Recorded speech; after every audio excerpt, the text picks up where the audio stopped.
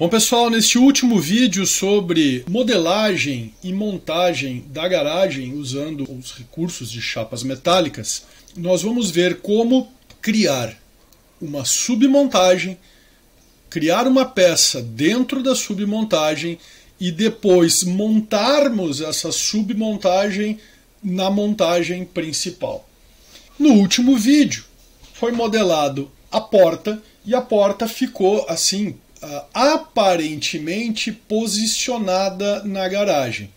Mas na verdade ela não está posicionada. Ocorre que como ela foi modelada usando como referências, né, vocês lembram, o esboço da porta foi feito usando como referência. Eu vou até abrir o esboço aqui de novo para vocês verem, ó. Tá? Usando como referência tanto a geometria da cobertura quanto a geometria do piso trilhos. Vejam, esta linha de baixo, a linha inferior do retângulo que corresponde ao esboço da porta, está a 0,30 milímetros da aresta inferior do piso trilhos. Assim como o retângulo, a linha de cima, o lado superior do retângulo que gera a porta, está posicionado a 0,60 milímetros da aresta superior da cobertura. E as laterais do retângulo estão relacionadas, estão coincidentes à aresta da face lateral externa da garagem. Então vejam, nós criamos a porta usando como referências geometrias, elementos geométricos de outros dois componentes. Tá? Eu vou fechar o esboço aqui, porque isso aqui eu estou só mostrando para vocês os relacionamentos. Então, até vou sair da edição do componente aqui. Então vejam, por isso que a porta nesse momento aparece como um componente fixo. Tá? Ela está na montagem, mas ela não tem o posicionamento de dobradiça. A porta está fixa, ela não abre, ela não rotaciona, né? ela não bascula. Ela está ali fixa porque ela foi modelada usando como referências geometrias do piso trilhos e da cobertura. Não é isso que a gente quer. Tá? Então vamos lá. Vamos chegar aqui no livro, no ponto onde a gente parou no último vídeo. Tá? Então, antes disso, é importante que vocês tenham aí a garagem, né, o arquivo de montagem, extensão SLDASM, Solid Assembly. É importante que vocês tenham esse arquivo aberto. Então, ó, lá na pasta Downloads, eu tenho a pasta onde eu estou salvando aqui os meus arquivos, ó, eu tenho a garagem, a porta, a cobertura e o piso trilhos. Tá? Então, se vocês não estão com esses arquivos todos aí, baixem esses 4 arquivos do Google Drive, da nuvem de vocês, e fiquem com esses 4 arquivos aqui, cuidando para não fazer cópias dos arquivos. E lembrando que esses 4 arquivos que estão aqui, ó, são arquivos temporários. Tá? Eles não servem para a gente trabalhar com eles. A gente não deve salvar esses arquivos, não deve jogar para a nuvem, não deve baixar da nuvem. Eles são arquivos que ficam abertos no sistema quando nós temos os arquivos, os documentos abertos no SolidWorks. Se vocês não quiserem ver os arquivos temporários, ó, vai em Exibir, aqui no gerenciador de arquivos, e clica aqui em Itens Ocultos. Ó. Tá? Sumiram os arquivos temporários. Bom, vamos lá. Eu, com a garagem e os 3 outros arquivos de peça baixados, eu posso abrir a garagem no SolidWorks. Tá? Tá aí ela. Então agora vamos aqui ao livro. Ó. Clique com o botão direito em Porta na árvore de projetos e expanda a caixa de diálogo. Depois clique em formar nova submontagem aqui. Então olha aqui, árvore de projetos, né? Eu tenho aqui, ó, a garagem, que é o meu arquivo de montagem, 3 componentes. Clico com o botão da direita em porta e vou clicar em formar nova submontagem. Tá? Esse passo aqui até não é fundamental, mas a gente vai fazer para que vocês aprendam, entendam, né, que é possível formar montagens dentro de montagens. Então, para eu poder fazer uma montagem em separado de dois componentes ou mais e depois pegar essa submontagem e com novos posicionamentos montá-lo em relação à montagem principal, eu uso esse tipo de artifício aqui, ó. Então, formar nova submontagem. Pode ver que apareceu lá na árvore, ó, monte alguma coisa. Não interessa esse número que está aparecendo aqui. Para mim apareceu monte 2, talvez para vocês esteja aparecendo monte 1, tá? Ou monte 3, não importa, ok? Eu vou fazer aqui, ó, eu vou salvar essa submontagem com outro nome. Eu vou renomear item da árvore e vou escrever aqui submontagem, tá? Para facilitar aí o nosso entendimento. No livro, pessoal, o livro não muda o nome, tá? Mas no livro ele diz o seguinte, ó: surgirá um aviso dizendo que a submontagem desvinculará as referências das peças envolvidas com a porta e aceite a desvinculação. Se essa mensagem aparecer para vocês, façam isso. Para mim, essa mensagem não apareceu. Talvez porque nós estejamos usando uma versão mais avançada do SolidWorks, né, mais nova, mais recente do que a versão para a qual o livro foi escrito. Então, antes de seguir o próximo passo, que é afastar a porta da cobertura, nós vamos fazer isso aqui manualmente. Então a gente vem aqui, ó, na submontagem, tá? Botão da direita. E aí a gente procura aqui, ó, referências externas, tá? E clica em referências externas, tá aqui, ó. Referências externas. E aí podem ver que abre esse quadro aqui, né? Abre uma janela com um monte de informações. A gente se assusta com essa quantidade de informações que abre aqui, né? Mas vejam só que interessante, ó. Dentro da submontagem, por enquanto a gente só tem um componente, a porta. Depois a gente vai modelar o pino, né? Por isso que vai ser uma submontagem. Mas a gente por enquanto tem a porta. E aí quando eu expando aqui, ó, que diz, ó, que o esboço 1 da flange base 1, que foi aquilo que eu abri agora há pouco, a gente tem, ó, referências a arestas do piso trilho e da cobertura.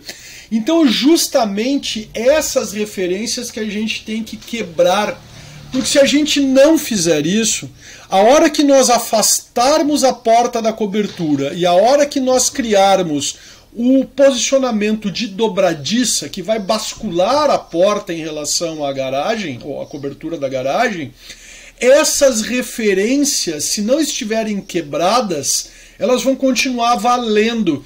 E isso vai deformar a porta, vai criar um problemaço na montagem. Tá? Por que vai deformar a porta? Imagine a porta basculando. A aresta de baixo da porta ainda tem que ficar coincidente com a aresta de baixo do piso trilho. O que vai acontecer? A porta vai aumentar de tamanho, ela vai ficar inclinada, mais comprida, para que esse posicionamento relativo entre a aresta de baixo da porta e a aresta de baixo do piso trilho ainda continue valendo. Então vai deformar toda a nossa montagem, tá? Então a gente vai agora clicar aqui, ó, em quebrar selecionados. Então aqui diz o seguinte, ó, quebre permanente as referências externas a seguir, ok?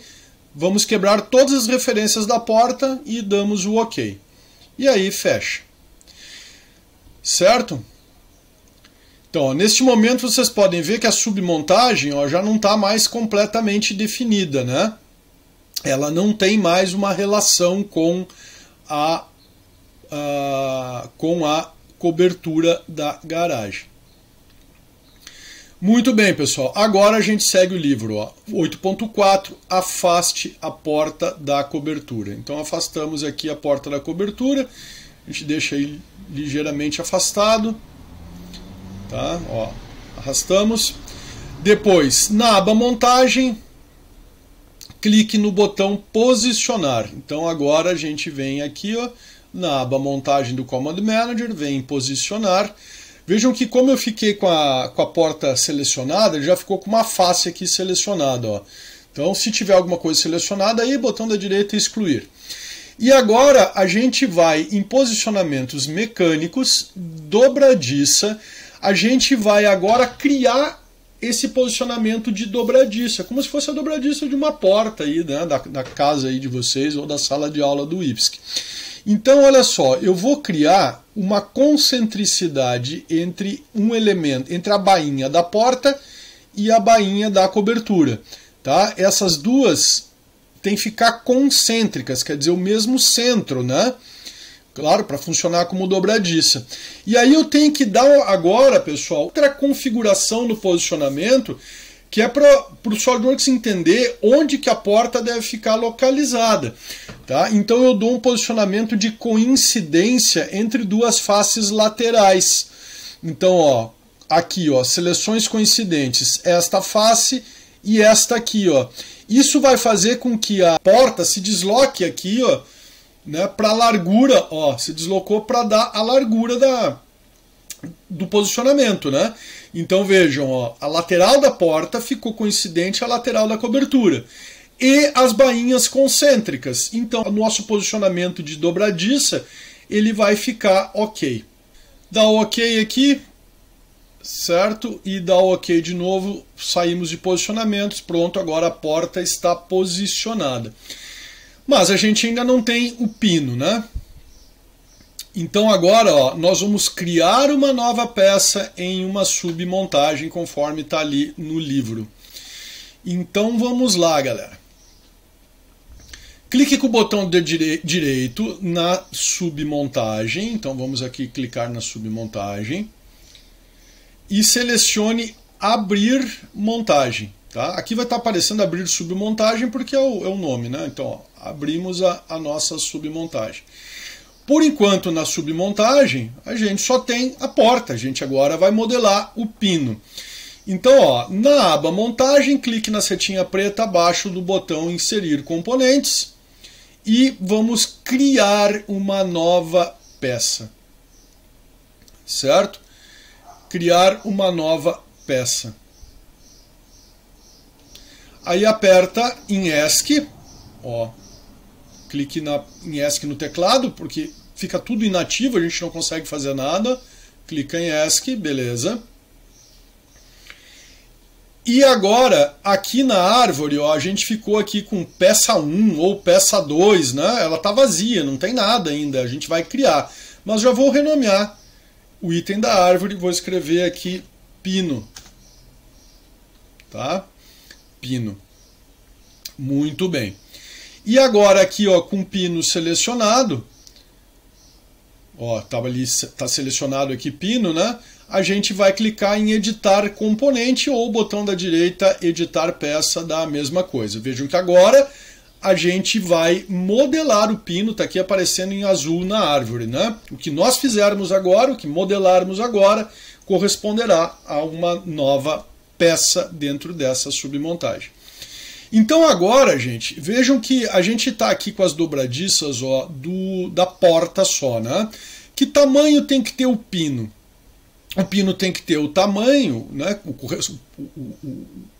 comprimento do pino tem que ser correspondente ao tamanho aqui, ó, né? A distância entre as faces externas das duas bainhas da dobradiça. E o diâmetro interno do pino tem que ser tal que ele encaixe aqui dentro da bainha. Então ele tem que ser um pouquinho menor do que a bainha. E a cabeça do pino tem que ter o diâmetro externo da bainha. E a gente ainda vai fazer um domo, né, um abaulamento, né, uma calotinha na cabeça do pino. Então, ó, para fazer o pino tem duas partes, né, duas regiões, a haste, ou corpo, e a cabeça. Tá? Nós vamos fazer um esboço só e fazer duas extrusões a partir disso. Então, o que o livro pede aqui agora, ó, é para abrir um esboço nessa face. Então, abre um esboço novo nessa face. Tá aqui, ó, o esboço aberto. A gente vai fazer agora dois círculos, ó, o interno e o externo. O círculo interno ele tem que ter o mesmo centro dessa aresta aqui. Então a gente bota o mouse em cima da aresta sem clicar, só para aparecer aqui o centro dela, ó. E aí faz um círculo um pouco menor do que a aresta. E depois a gente faz um outro círculo, tá? Um pouquinho menor do que a outra aresta. Aperto o ESC, saio da ferramenta e agora vou dimensionar. Este primeiro círculo aqui, ele tem que ter 0,95 milímetros de diâmetro. Tá? Então posiciono, vou lá em dimensão inteligente e coloco 0,95. O segundo círculo, ele diz que tem que ser coincidente à aresta aqui, ó, tá? Inclusive no livro ele pede para já dar coincidência a hora que faz o círculo, só que não fica. Então, ó, o que a gente faz? A gente seleciona o segundo círculo, seleciona aqui com o Ctrl apertado, né, a aresta da bainha e aplica aqui, ó, corradial, quer dizer, mesmo raio. Então eles vão ter a mesma medida, o mesmo diâmetro também, né? E dou OK. Vejam que o esboço ficou totalmente definido. Agora, com o esboço pronto, vamos à primeira extrusão. Vemos aqui em recurso, ressalto base extrudado. E vamos selecionar aqui agora, ó, em vez de cego, a gente pode colocar até o vértice ou até a superfície. O livro pede para fazer até o vértice. Só que em vez de selecionar um vértice, a gente seleciona a aresta lá do outro lado, ó, da outra bainha, lá no final. Ó. Seleciona a aresta. Tá? Bom, só que do jeito como está aqui, veja que ele vai fazer um pino, tá? Que está com o diâmetro externo da bainha, né? E não pode ser isso. Então a gente tem que selecionar o contorno interno aqui, ó. Clica aqui em contornos selecionados, ó. A caixinha aqui azul fica para selecionar e seleciona aquela circunferência interna do esboço. Pronto, olha lá, ó, vai criar um pino, né, com uma pequena folga em relação à bainha. Dou OK e pronto, criei a haste do pino. Agora temos que criar a cabeça. Então a gente tem que usar o mesmo esboço novamente. Vamos lá, expandimos o recurso na árvore, clico no esboço com o botão da esquerda para selecionar o esboço e vou de novo em recurso. Vou criar outra extrusão. Desta vez o que eu vou selecionar? Ó, vou excluir aqui o esboço todo, vou selecionar só o diâmetro externo, ó, só aquela linha externa do esboço. Selecionei e vou dar a medida. A medida que o livro diz aqui, ó, é que a cabeça do pino tem que ter 0,5 milímetros. Meio milímetro, tá, galera? É uma coisinha de nada aqui, ó. 0,5 e dou o OK. Tá? Vou dar o OK lá também. Pronto. Tá aí a cabeça do pino. Mas a cabeça do pino tá chata, né? Tá plana, ó. Nós vamos fazer agora um domo. O recurso de domo não está aparecendo aqui no Command Manager, né? Então a gente vai lá, ó, inserir recursos, que aí aparece mais coisa, domo. Eu clico aqui, ó, o parâmetro, se não tiver nada aqui marcado, ó, o parâmetro que é? A face que corresponde à cabeça chata aqui do pino. E aí o domo que tem que ser dado é um domo de 0,3 milímetros. Não vou fazer essa bolona aí, né? Essa esfera aí, ó, 0,3 milímetros. E aí vai criar uma calotinha ali, ó, na cabeça do pino. Então, ó, dou OK. Pronto, criei aí o pino, tá? Dou OK, saio da edição da peça. Então a peça ficou aqui, ó, com um ressalto que é a haste, um ressalto que é a cabeça e o domo na cabeça, está aqui o pino. Certo? Vou fechar a submontagem aqui, ó. Fecha a submontagem. E aí ele pede para salvar, tá? Porque esse pino não está salvo, né? Nem a submontagem. Eu mando aqui salvar todos, ok? Agora, pessoal, o que nós vamos fazer? Nós fizemos um pino, faltam dois. Eu não vou modelar o pino de novo. O que a gente faz? A gente copia o pino, tá?